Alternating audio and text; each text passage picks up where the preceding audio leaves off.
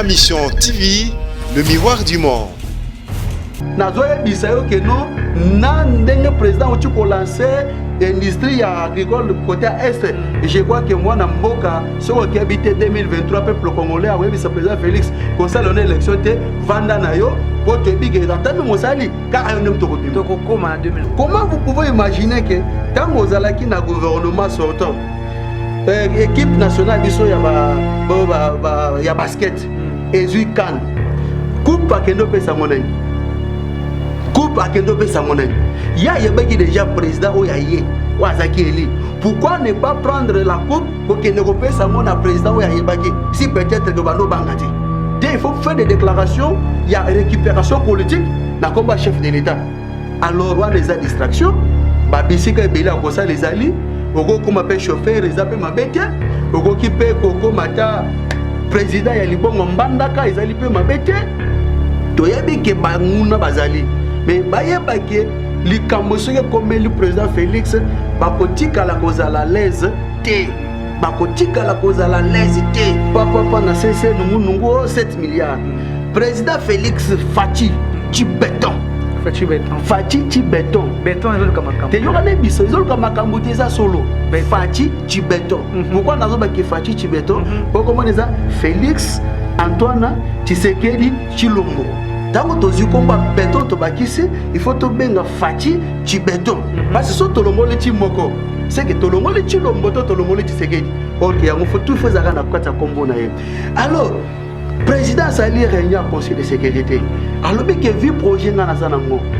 Mais je crois que le procureur a déjà qui m'a cambouré.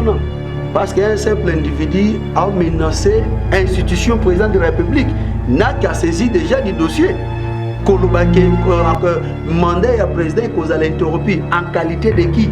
Et d'ailleurs, ceux qui ne répondent pas, c'est Zara Moutou, tout là. Comment on a Moutou? Parce qu'on a ça la face dans Mouton. UNC a préparé 2023 dans le 2023, c'est Fati ou rien. C'est pas UNC? 2023, c'est Fati ou rien parce que il faut peut-être monter Mamabé, il faut peut-être un grand. Si on a besoin de faire l'opposition, il faut que l'opposition soit républicaine. Et ça, dès que l'opposition, vous allez diviser le peuple congolais. Donc, si on a eu des personnes, ceux qui ont acheté, surtout Monique, au Bimi Libanda, Torozo qui sont en Dira. Mais Nanga, mon abamo, mon colonie, ni bassé, il y a bango bassé, la bango, ça toujours malade. Mon colonie, ni peut vous avez peine à courage. Il y a côté, Monique, et nous, au hasard, mon conseil d'abisso, à Sali, ma bébé, bah, qui si mon abango. Président Félix, tant que Banda qu'on se déplacer, c'est parce qu'il y a Banda qui cause invitation et nous pour intérêt naé et ça pour intérêt peuple congolais. Encore pour y aller plus loin, pour répondre bango. Il faut pas que nous ceux qui na esprit biso ba combattant tout la ranango. Ba cause na biso ba sali 18 ans na pouvoir. Ba tika la kopesa biso misalate. Mais na ko cause président Félix Tolanda to mona ndenge tamba sala ka réunion na bango so na Vélodrome kuna na Bandal. J'ai Manuel Chadari, oyebisa papa ilunkamba liboso maman Janine Mabunda keno babosa na teke ba chômeur baza na kati ya PPRD. Ma mission TV, le miroir du monde. Merci beaucoup na banson beaucoup de biso sasa ipi on dirait mokili mobimba na itando ya ma mission TV le miroir du monde na kati lina kana biso na bino mbongwana beaucoup lina ka moto bakase po ya mbongwana au kati ya école Congo démocratique na tango yesolo penza ko seling bani tuluku no kati lina ka mo yesolo peto ko somiti na makanisi na ma kolikana mboka Congo démocratique actualité ça dit solo penza ko ngisa Justin Bitakwira longo na message to ba déclaration na jeunesse ya UDPS soki solo penza ba bilenge UDPS ba ko koba na ko sala mobulu na ko loba maisolo bazali ko loba mandat ya chef de l'état ya kozala interrompu. Comment Justin Bitakwira a koki ko tenir ba propos ya ndenge wana kasa ya lola comme en place ya Congo démocratique F Vazali ba enfin sort de son silence pour na ko loba été ko critiquer budget ya 10 milliards de dollars et solo penza mbula matari salina tina ya kotia ngo isika mona pote maso mata mbula bolongo bani okati ya ekolo Congo démocratique ikamongo solo penza ko kamusa moto ya bayimboka F Basali ba auparavant Félix Tshisekedi azali Josué lelo entre autres toko symbole ngo longo na mwana mboka David Ditunga le défenseur du temple azali bongo moko ya national na kati ya UDPS na ibongo toko kufunga makambo mandiki na kati mona avion enfin retrouvé est-ce que bato bakufi bato baili na bomoi to boni mutuka chef de l'état voiture blindée ezalaki na kati wana makambo ezali sur le pinde ko kama mingi Bérin Rouge bazali ko kebisa jeunesse ya UDPS makambo sur le penza non Jacques Pekoto ba ko le bapona fils mon sur le penza toute sa jeunesse en général di kambango so comme ça makanisi ya baimboka ba ko Congo démocratique indi ko didi matondo albaki na biso lukila biso de ko ditunga tozali na ito tikata ko lukapende ko bitakura ya UDPS ningo singa kibiso de ko ditunga tozali na déjà elongo de ko didi matondo masweka ma mbote David Ditunga mbote neko Sylvain boni nzoto boni parti oui santé eza kitoko et puis to komisi nzambe parce qu'à permettre que tout monde na mukolo lelo parti na biso UDPS ezali vraiment kitoko sans problème parti UDPS ezali kitoko te pambate maitoko yoka nungu bobenda ni bondombani konisama na crash ya avion ekumba kabisa lelo isantone Tshisekedi Tshilombo. Oui, il faut que le président de la République, Félix Antoine Tshisekedi, aza le président qui a eu de PST, aza le président y a pas congolais. Alors, ils n'ont même pas cause là, parce que je suis de l'UDPS, des lignes de fond. Et tant que le président, le peuple congolais, ils ont un moutoumorote à Koukaki, les locaux, c'est non, pas même des mandats ici. Tout le monde a quelqu'un et côté la bisoto quoi la biso na mboka Congo. Pourquoi na kolbandi ngwana mwana mboka il faut que les loso qui unité ya peuple congolais ezali na kati ya Félix Antoine Tshisekedi. Consolidation ya unité ya bomoto ya bolingo ya côté le melao bayoza qui plan maléfique ya ko balkaniser mboka na biso les lono so na ezali tout autour ya président Félix Antoine Tshisekedi valeur à congolais. Et ça tout autour naïe. Alors na olinga qui salama, je ne crois même pas que non, eza la même olinga ka été pour moi ni loi muto basepela kana ngote. En plus au moni et lo kwa ne salami ni susu que après qu'on déclarer que non na est pas bande kona biso kuna que ceux qui pona kokufa akokufa pote kimia e ingela. Pourquoi parce que amonaki akendeki ko découvrir et loko oyo banda ko sala ke bande ko na biso ya este bazala toujours ba victime alors ya kende ki ko bare route na makambo wana alors il faut que président Félix azana banguna bisike belé sur le plan spirituel sur le plan physique c'est-à-dire na ba domaine nyonso tout ezana batu oyo ke bazolinga te ke resi na mandat na ye pourquoi nazolo bande ngwana webi ke mboka na biso Congo et kabamaki na mboka molili mais koya ya président Félix Antoine Tshisekedi azimboka Congo kabengo na maboko nzambe c'est-à-dire a délivrer mboka Congo il faut ba ke même ata banguna ya molimo pe ya bonzo to boyeba ko yiko sepela na makambo wana te. Alors ce que mona ki salama ki bongo tellement que passage nae et puis déclaration nae et penda makamata musalami to tikala ki ko kanga maboko te et sengela ki kola ki sabatu ke no to yebi ke banguna bazali mais bayeba ke likambo soke comme le président Félix bakotika la cause à la l'aise te bakotika la cause à la l'aise te to la savons que non bosi bolongwe boyeba ke bokotika sous kozonga na pouvoir te o ezali ta ya peuple parce que les lots tozali na démocratie ça garanti par le président Félix Antoine Tshisekedi les lots tozali ko lutter contre les antivaleurs aux hommes qui de temps en temps ezali ko bota bambumana yango par rapport à la vision Félix Antoine Tshisekedi. Après déclaration un chef de l'État était azali prêt pour l'encokufa pour était école Congo kamata kimia na yango et président Mobutu Kalakala lobaki et ceux qui sengeli ko sala accord na satana pote mboka etambola boye longo bani akosala ndp maisi kasika président Félix alobi yango kasi bino UDPS vous allez ko accuser banani nde bazali sima il y a crash à vue en prison Félix. Merci beaucoup na mutuno tuni au betelinga le solo ya Marshal Mobutu ya lubaki qui fasse un pacte avec le diable.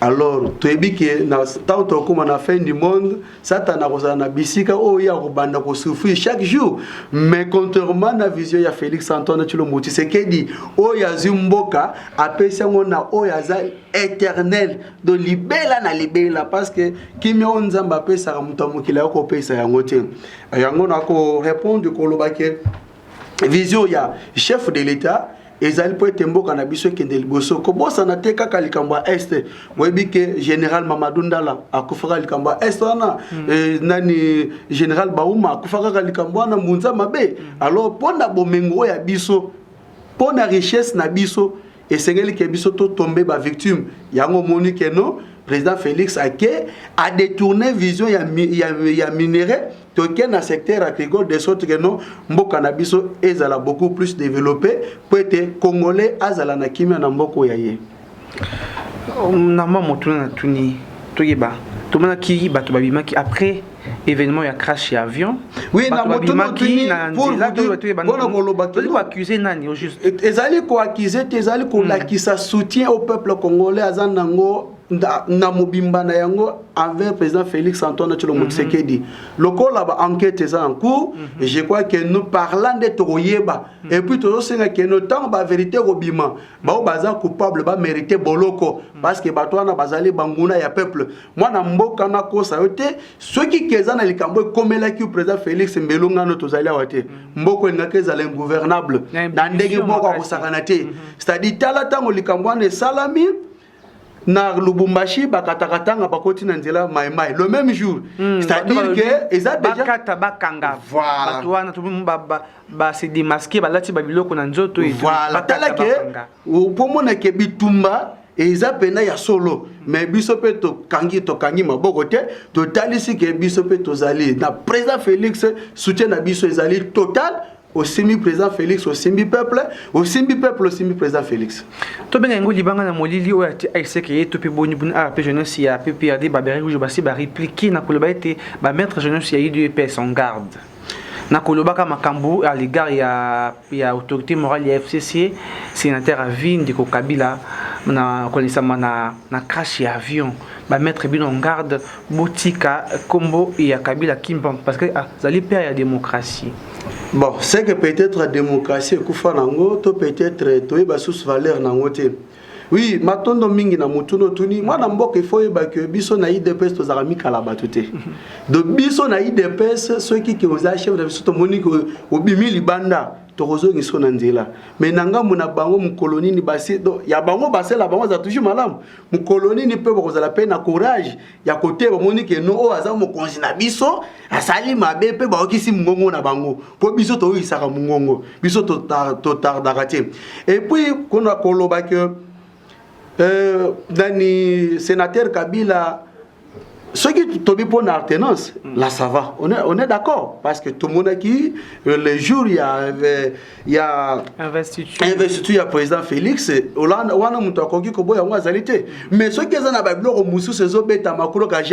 c'est un peu de président Nabiso a eu deux pèses à lancer écoute message kolobake no oyo no surtout ata tovandi na yo ceux qui to moni que vision ya président Félix Ozobuni santo sanine to kabwana alors bande ko na biso faut ba que na pouvoir ya président Félix ba prisonnier politique bazate na pouvoir président Félix ba prisonnier emblématique to figure emblématique bazalité na pouvoir nazo répondre bango ba béro rouge ba que non na pouvoir président Félix tozana ba exilé politique té lelo Salomo yo wana otozwani naye kala mingi tazo sanine azozonga lelo avec président Félix ezate ke kanga lelo avec président Félix bureau na kashwa sa mabele ezate lelo avec président Félix on a la liberté d'expression ce qui est là que beaucoup de point de presse ko loba c'est bon loba et ça grâce à président Félix Antoine Tshilombo Tshisekedi parce que une lutte a eu de paix c'était pour la démocratie et l'instauration d'un état de droit présence à président Félix maison chérie Kangamaka mais Fongwami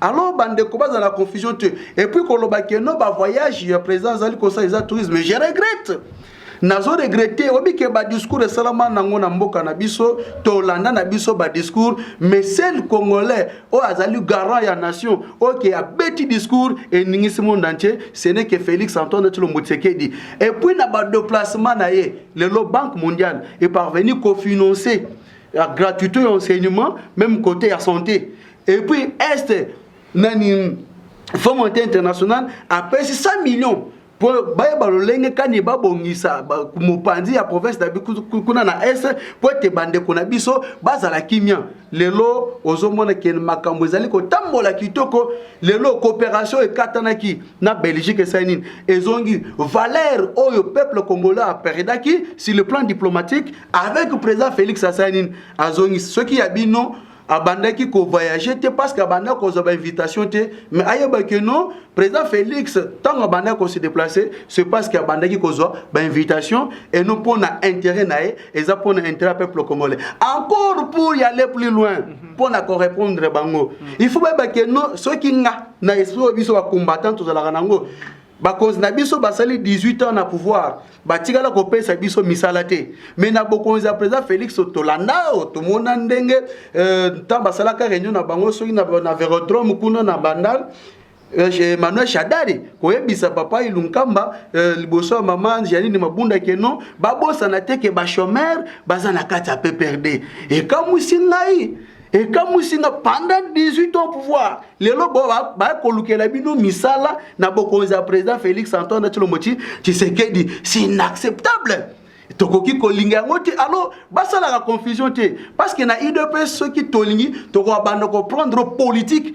Et c'est quoi la politique? Ba énorme nango ezandenge nini, principe nango ezandenge nini, histoire ya mboka na biso za lolenge kan. Ezate ke ovandi, ozobetela batu maboko, kuna bana na bango bazotanga libanda.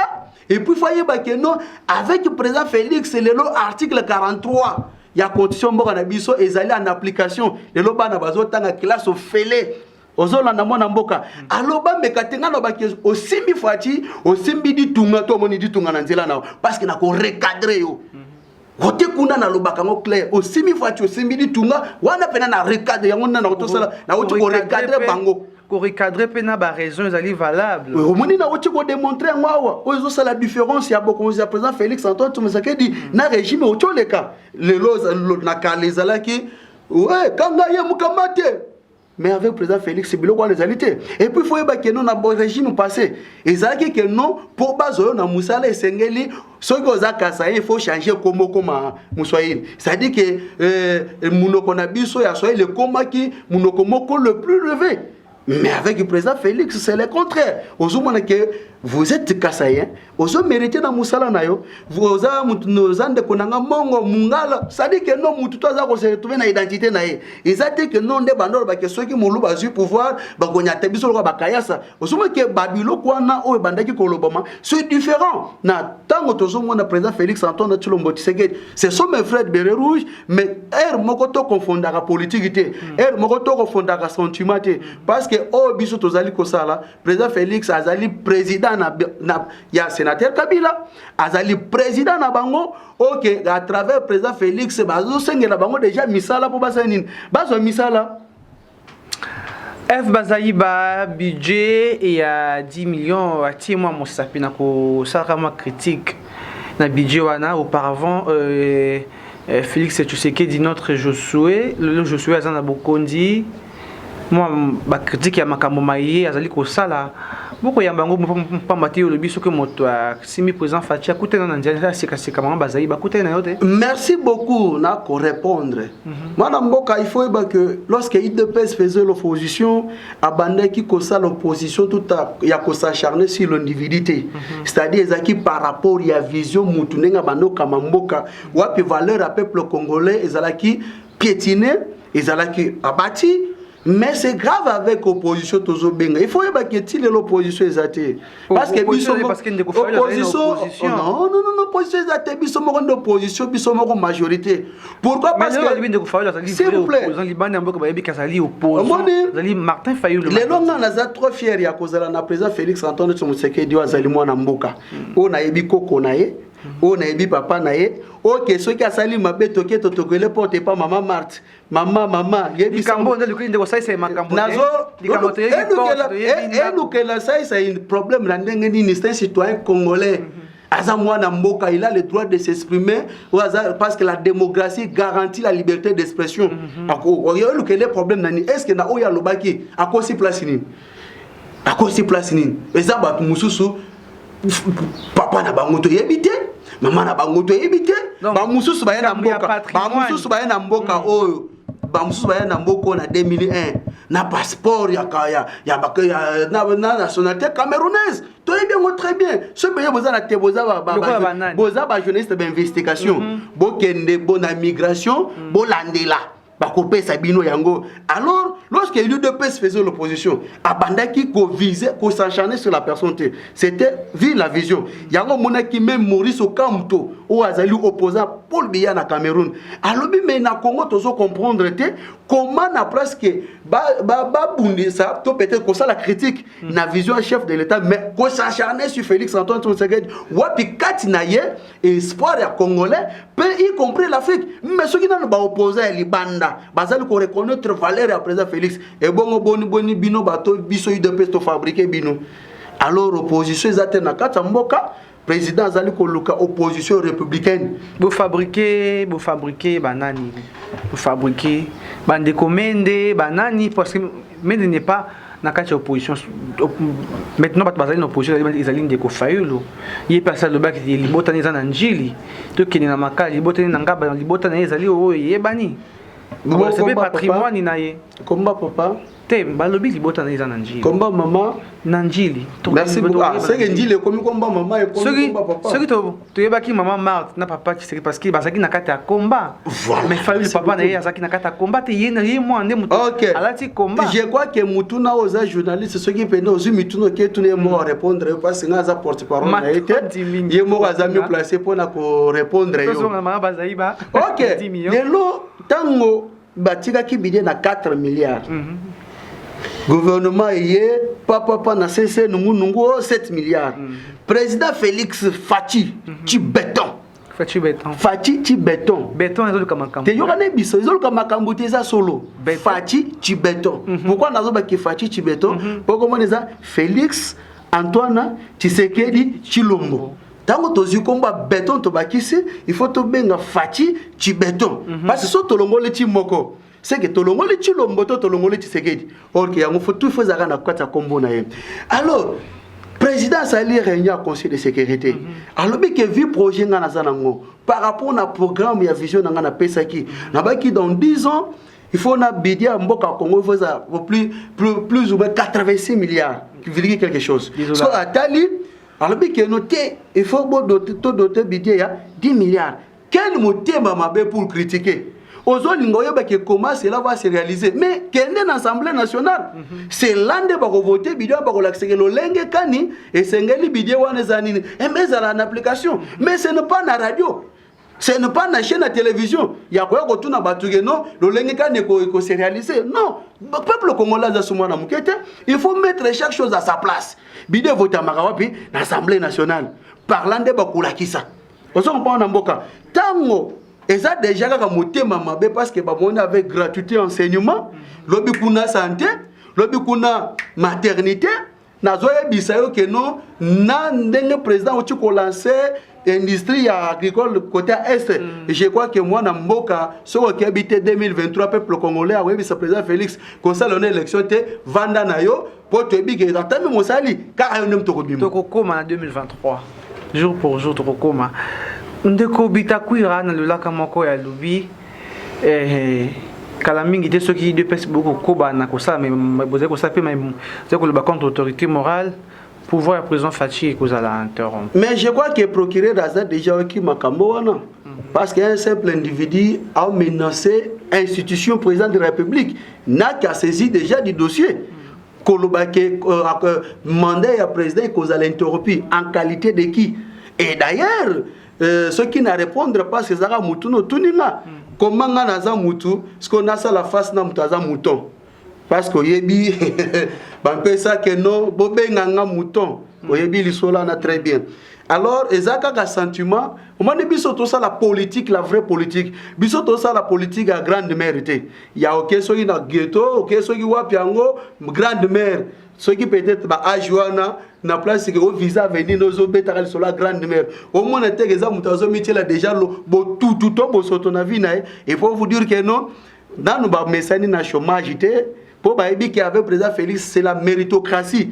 Quand c'est que soit na dialé lonae ba occuper mais la déclaration bi que mandat ya président de l'interrompu je crois que PGR a occupé déjà saisi déjà dossier wana parce que ça déjà menace Oyazoli a sali déjà vu beaucoup de président Félix Antoine Tshisekedi en qualité de parce qu'il y a eu de peste biso nde na utoba ke toza ba mikalate ce qui to moni que yo osali mabe to sani to ko répondre tozo la savons que malgré on est au pouvoir mais lorsqu'il est ça ne va pas. Lorsqu'il est, ça ne va pas. IDP, ça toujours mungongo naye à travers les combattants parce que bah souffrance au biso toboni pendant 36 ans et les autres toza parti au pouvoir, c'est-à-dire que les autres togo ça donc sur blague était, togo ça sur massacité, toza lui on a tout moment pendant qu'on veiller na misala, na ba action, na vision chef de l'État. Moto na mokelinga de comment essayer na vie de ko Sylvain IDP c'est le ba 86 ans, 37 ans elle lutte et là qui tango bazaki nan ko gouverner te kasi ko bunde tout banda ko gouverner za biloko mibali keseni. Et tumbango za biloko mibali keseni te.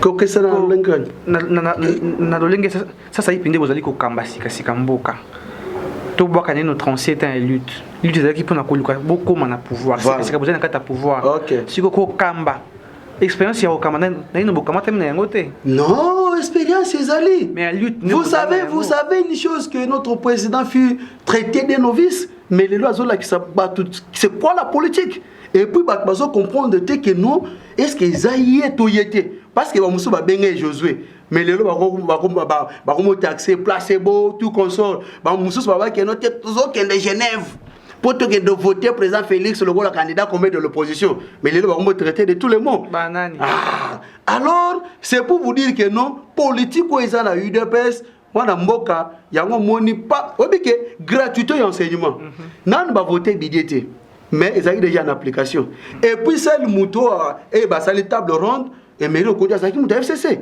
mais il a bien dit que nous avons l'argent dans notre pays et nous avons l'argent c'est-à-dire là ils ont déclaration européenne ça pas battre biso tout Hollande yango c'est pour vous dire que biso tozaliwa na ko veiller biso tozo veiller na action na vision ya chef de l'État o biso to mona ki azolinga mettre koka jambe na vision na ye a mona biso na nzela na ye donc wana pena au akanisa te que notre bonne la été auto ko ya ke abundisa vision chef de l'État ayeba ka mona base na nzela na ye balobi base tika kinde kulisa bonganga kime ya lobaki ete soki chef de l'État soki makambo ya ko tambola te akoloba boni président Félix akomaki na bokonzi merci beaucoup soki ndelo konde ko bitakura zui soki peut-être lelo que toi pour ça politique le roi lingi so sauter vous mettre ça la théâtre moi me gauche azawa no côté pas moi me gauche côté soit t'es pas ça côté soit t'es pas et sobe parce que comment vous pouvez imaginer que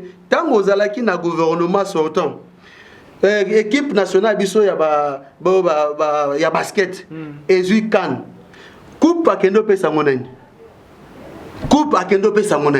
ya yebaki déjà président o ya ye pourquoi ne pas prendre la coupe que ne repère ça mon président si peut-être que bando bangati alors ba mona te que non tout ça banamike il y a kombria biso na politique il faut que peuple congolais a déjà na maturité ko sakanate aussi longtemps que eu de personnes muto za partout pouvoir ou a une expérience politique ou yebi qui est qui parce que yebi que ebele ba mona mboka fona biso le romoko lelo bazo mebenga ba opposant parce que bazara sima ya Etienne Tshisekedi wa mulumba non parce que bazara se Etienne Tshisekedi wa mulumba est-ce que na bango moko ba ko mebenga ba opposant de qui c'est grâce à Etienne Tshisekedi wa mulumba de raison moi ndé bon so mebenga ba opposant mais lorsque moi je vois le président Félix au pouvoir je vois l'opposition parce que a outi nangamu ya opposition au lieu il y a qu'on ça une opposition républicaine. Il faut faire des déclarations, il y a récupération politique, na combat chef de l'État. Alors, on a des distractions, babisika ebele akosa les alliés, oko kuma pe chauffeur, ils appellent ma bête, oko ki pe koko mata président ya libongo mbandaka, ils alliés pe ma bête, on n'a pas besoin de la distraction, on a besoin d'accomplir la vision du chef de l'État. Mais plutôt distraction, c'est UDPS na kati ya moi distraction mako bunga moke na koloba eti na tango ye basali na bokonzi sengela bango ba fandisa milimo na bango kimia ba luka boni ba ko tambusa boni bango pe lokola ba ko kota na kati ya vision chef de l'État na tina eti ba sala ba formation ba kamata pe misa kasi bango tango bango ba ko sala ka des autres bango na ko ganga na distraction ya bobenda ba bate UNC a ko préparer 2023 na ndenge ya ko sakana te 2023 c'est fatigué ou rien. C'est pas UNC 2023 c'est fatigué ou rien parce que il faut peut-être monter mamabe, il faut peut-être un grand. Et de cette occasion na micro na yo nazo profiter ko répondre na maître Basile à INC. Micro na les règlement des comptes, c'est IDPS to INCT. Merci beaucoup. Pas répondre. Mais question totalement moyenne. Vas-y. Je vous réponds. C'est-à-dire que pouvoir, il y a président de la République et puis ça m'a peuple. Puis ça m'a moutité. Préparation pendé et contact. Oui, mais IDPS se comporte très bien. Ce peut-être aux acquis formés, le président Nabiso Dioko Imani, il y a Luc des jeunes de l'UDPS.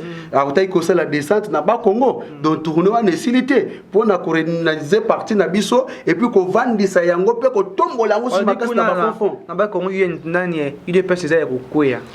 Président Nabiso Imani a otaki déjà kuna Imani Dioko a otaki déjà kuna na président Amisi bakendeki kuna pona kovandi sa masolo en bon uniforme moi na mboka na zo biso ke élection ya Fati na 2023 et ça par rapport il y a réalisation il y a ba promesse na ye après ce qui moment azaki candidat pour na élection ya 2018.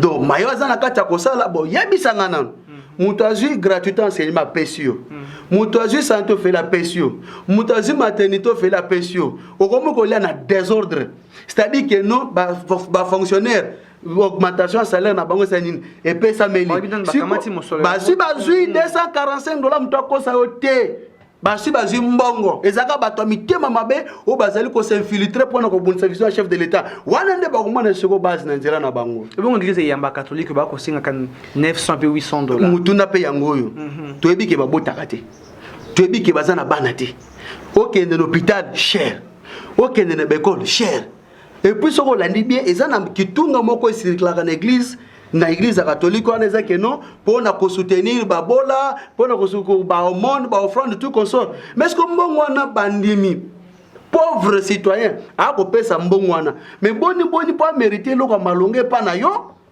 comme ce ko intercaler aussi longtemps que non bana ba ya ba mususu bazali banda ba ko tanga na ba école susu ya cher nyonso anezaka commission moko ezakuna na kati o ba moni ke ba intérêt o ba bango bande kozwa to ko profiter na ba parents mais avec président Félix aya kati likambo wana nde o mona ko bunisa ministre ezali yango toloba ke non oyo nyonso tout a ko commettre ko ka jambe na vision chef de l'État a komona peuple congolais to base de l'UDPS na nzela na ye. Matozi mingi topusai na suka ilaka na biso ya mokolo mwa lelo ezalaki po ya biso esai ya koyamba mwana mboka David Ntunga défenseur du temple national na kati ya UDPS ye tosolo na bonga actualité ya mboka Congo topesa maloba ya suka pote to kabana sasa ipi na nyonso yetolobi kangisi ya biso ngo nemo. Oui, maloba ya suka pour l'émission lelo toyeba que to confondre régime te o ezali régime à peuple o ezali na maboko ya Félix Antoine Tshilombo Tshisekedi o wapi l'ensemble des Congolais et sengeli to me soutien na biso mobimbi pa na ye parce que azali mwana mboka na bandeli bien mwana ya mboka lokola aza mwana mboka biso nyonso tout bana mboka toza censé à soutenir. Si on a besoin de faire l'opposition, il faut que l'opposition soit républicaine. Et ça, dès que l'opposition, vous allez diviser le peuple congolais. Oui, c'est-à-dire reconnaître les... Oui, bien très bien que nous sommes qui ont anti-valeur, même maintenant, à partir de ce qu'on a bêta, c'est-à-dire qu'on a bêta jamais ma boue, on a mabé. Alors, Congolais, nous sommes tous à la Libanda, ou à la Nakati, to me ma soutien na biso et pas président Félix Antoine Tshilombo Tshisekedi wazali garant ou azali veiller bon fonctionnement ya mboka na biso et lo gratuité yango epesa meli lobi kuna santé lobi kuna maternité lobi kuna kolia na désordre okomo bengisa voisin bengisi voisin bengisi camarade bengisi moninga bengisi leki bengisi leki aleki na ye punyoso na pona nini pona Fachi Tibeton numéro nanga izali plus 243 82 283 22 25 na bandeli plus 243 82 283 22 25 na pesi pe mbote na kolutu nanga museke base konto a colonne de feu chilo bucha mbonga mitoka et na pesi mbote lisusu na kolutu nanga ye Shikito Mushashino na pesi mbote na wajeri ditati na neskens tingi bango nyonso to balingaka David ditunga Gigel na Danemark basé belé soki na bina bandotanga même Belange na mboka France na pesi bino nyonso to mbote opaza na posa contacter numéro na WhatsApp et numéro na to pesi yango pe na sala WhatsApp bo contacter na tozali wana toujours pour na ko informer bino ko yebisa bino vérité par rapport à l'actualité mboka na biso ndenge ezali kotambola matondi mingi tale pai kanti bongo to tio kio na maso to bongisa ki po bino mokolo malilo ezalaki mona mboka David Tunga les défenseurs du temple national na kati ya UDPS et tout ce qui est matériel actualité mboka Congo banda ki biso de partout to pesi bino mbote botika la branche peut connecter na programme ya ma mission TV le miroir du monde kasi na kati ya na biso na bino mbongo na to bakase po mbongo na butu pila mako na moi mbote na ndeko Didier Matondo masweka ma depuis États-Unis David Tunga USA lobby mbote peli susu na ndeko Roger Kabango na Charles oui on a mbote kombo nani Didier Matondo masweka OK Didier Matondo masweka David Tunga pesa mbote matondi mingi mbote na jete tati mère double motema ya Prince Juclo couple Kanyaka na Londres na Nadège Bondoa Henri Ibanga na bande komaso batala kabiso de partout to komiso pena na suke émission na biso mbote na Ma mission TV, le miroir du monde.